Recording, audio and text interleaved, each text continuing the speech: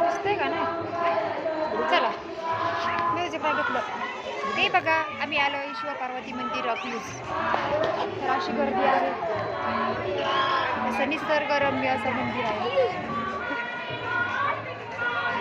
वातावरण